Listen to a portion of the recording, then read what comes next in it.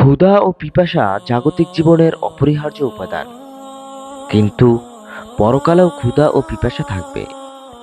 জান্নাতবাসীরা জান্নাতের খাদ্য ও পানীয় গ্রহণ করবেন, আর জাহান্নামীরা যে খাদ্য পানীয় পাবে তাও এক ধরনের শাস্তি হিসেবে বিবেচিত হবে। জাহান্নামের উত্তপ্ত আগুনের তীব্রতায় তার অধিবাসীদের পিপাসায় বুক ফেটে যাওয়ার উপক্রম হবে। তৃষ্ণার্ত পাপীরা পানির জন্য হাহাকার করবে, বুক ফাটা আর্তনাদ করবে এক ফোঁটা পানির জন্য। সেদিন তাদের গগন বিদারে চিৎকার শোনার কেউ থাকবে না। এমন কঠিন মুহূর্তে তাদের দেওয়া হবে রক্ত পুজ মিশ্রিত দুর্গন্ধযুক্ত উত্তপ্ত পানি।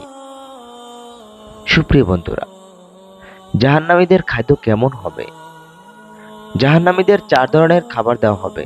সেগুলো হলো জাক্কুম, তেলো তেতো ফল বিশিষ্ট এক ধরনের কাঁটাযুক্ত বৃক্ষ। দুর্গন্ধযুক্ত তেতো কাঁটাযুক্ত এক ধরনের ভারী খাবারকে জাক্কুম বলা হয়। এটি খাদ্য হিসেবে জাহান্নামীদের দেওয়া হবে। তা জাহান্নামের নিম্নদেশ থেকে উদ্গত হবে। এর গুচ্ছ হবে শয়তানের মস্তকের মতো। কাফিররা যেখানে এটা ভক্ষণ করবে এবং তাদের উদর পূর্ণ করবে, এটি এমন একটি বৃক্ষ যা দুনিয়ায় পাওয়া যায় না। মহান আল্লাহ জাহান্নামের বিভিন্ন শাস্তির মতো এটাকেও সৃষ্টি করবেন। এই মর্মে মহান আল্লাহ তাআলা বলেন, আপ্যায়নের জন্য কি এটাই শ্রেষ্ঠ নাকি জাক্কুম বৃক্ষ? এটাকে আমরা জালিমদের জন্য পরীক্ষা স্বরূপ তৈরি করেছি। এ বৃক্ষ উদ্গত হয় জাহান্নামের তলদেশ থেকে। তার গুচ্ছ যেন শয়তানের মস্তকের মতো। অবশ্যই তারা এটা থেকে ভক্ষণ করবে এবং তাদের পেট পূর্ণ করবে। সূরা সাফফাত আয়াত নাম্বার 62-63। রাসূল সাল্লাল্লাহু আলাইহি সাল্লাম জাক্কুমের ভয়াবহতা সম্পর্কে বলেন, এই জাক্কুমের সামান্য পরিমাণ যদি জাহান্নাম থেকে পৃথিবীতে আসে, তাহলে পৃথিবীর খাদ্য ও পানীয় তার বিষাক্ততায় বিনষ্ট হয়ে যাবে। তিরমিজি হাদিস নাম্বার 2585। 2 নাম্বার দড়ি, সর্বাধিক কদর্যপূর্ণ কাঁটাযুক্ত শুষ্ক নোংরা খাবার।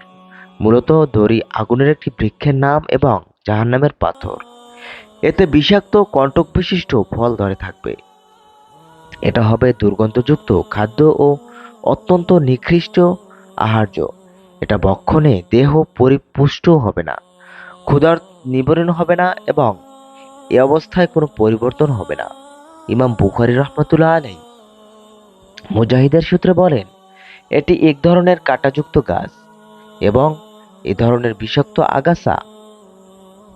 তাফসিরে ইবনে কাসির, এই বৃক্ষ সম্পর্কে পবিত্র কোরআনে এসেছে, তাদের জন্য বিষাক্ত কাঁটাযুক্ত গাছ ছাড়া কোনো খাবার থাকবে না, যা তাদের পরিপুষ্ট করবে না এবং ক্ষুধাও নিবৃত করবে না।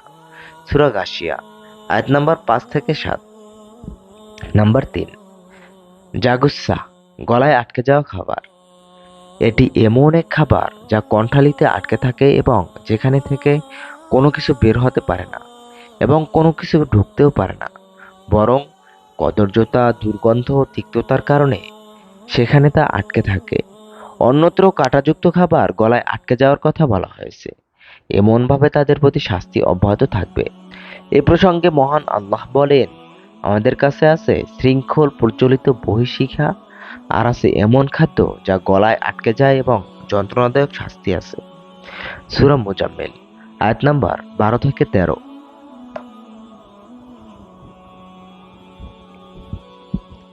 নাম্বার 4, গিলগিস, রক্ত ও পুষ। জাহান্নামীদের শরীরের পচা দুর্গন্ধযুক্ত মাংসকে বা ফোড়া থেকে নির্গত পুষ ও দুর্গন্ধযুক্ত পানিকে গিসলিন বলা হয়। কেউ কেউ বলেন ক্ষত নিঃসৃত স্রাবকে গিসলিন বলা হয়। মহান আল্লাহ বলেন, অতএব সেখানে সেদিন তার কোনো অন্তরঙ্গ বন্ধু থাকবে না এবং কোনো খাদ্য থাকবে না, রক্ত ও দুর্গন্ধযুক্ত পুষ ছাড়া, যা শুধুমাত্র অপরাধীরাই ভক্ষণ করবে। সূরা হাক্কা আয়াত নাম্বার 35-37। জাহান্নামীদের পানীয় কেমন হবে? কোরআন ও হাদিসে জাহান্নামীদের 5 ধরনের পানির বিবরণ পাওয়া যায়। পানিগুলো সম্পর্কে সংক্ষেপে আলোচনা করা হলো।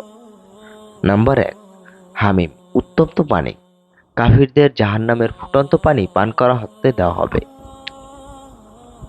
এতে নাড়ি ভুঁড়ি ছিন্নভিন্ন হয়ে যাবে। তাদের যখন খাদ্য হিসেবে জাক্কুম গাছের তিক্ত কাঁটাযুক্ত ফল দেওয়া হবে, তখন তা গলায় বিঁধে গেলে তারা পানি চাইবে। তখন তাদের গরম পানি দেওয়া হবে এবং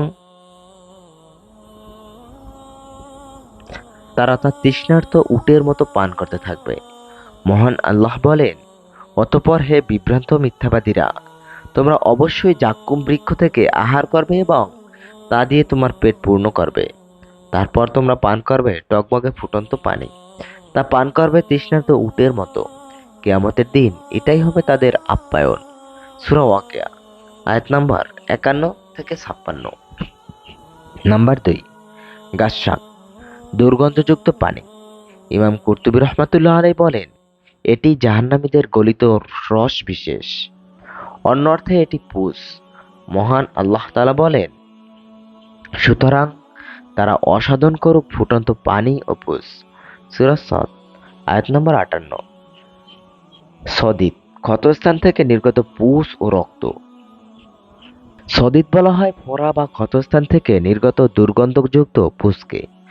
উপরোক্ত দুর্গন্ধযুক্ত অপবিত্র পানি ও পুষ হবে জাহান্নামীদের পানীয়, যা তারা অতি কষ্টে গলাৎকরণ করবে।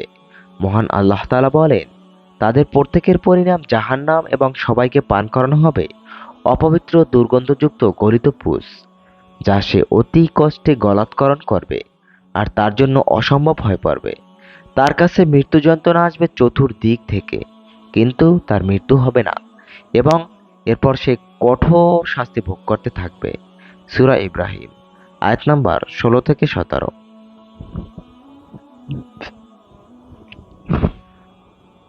নাম্বার 4, আল মুহল, তৈলাক্ত গরম পানি। উত্তপ্ত তৈলাক্ত পানীয়কে আল মুহল বলে। এটা জাহান্নামীদের পানীয় হিসেবে দেওয়া হবে।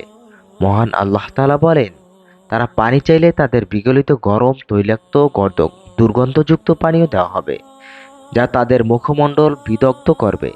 এটা নিকৃষ্ট পানীয়, আর জাহান্নাম কত নিকৃষ্ট আবাসস্থল। সূরা কাহফ, আয়াত নম্বর 29। নাম্বার 5, তিনাতুল খাবাল, শরীর থেকে নির্গত ঘাম। জাহান্নামীদের শরীর থেকে নির্গত ঘামকে তিনাতুল খাবাল বলা হয়।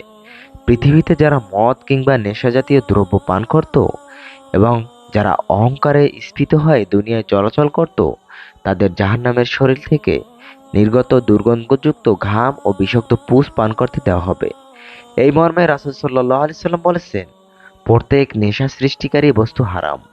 আর আল্লাহ অস্বীকার করেছেন আর আল্লাহ অঙ্গীকার করেছেন, যে ব্যক্তি নেশাযুক্ত পানীয় পান করবে, জাহান্নামে তাদের তিনাতুল খাবাল পান করানো হবে।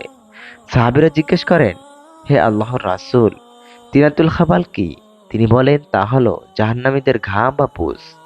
মুসলিম, হাদিস নাম্বার 5335।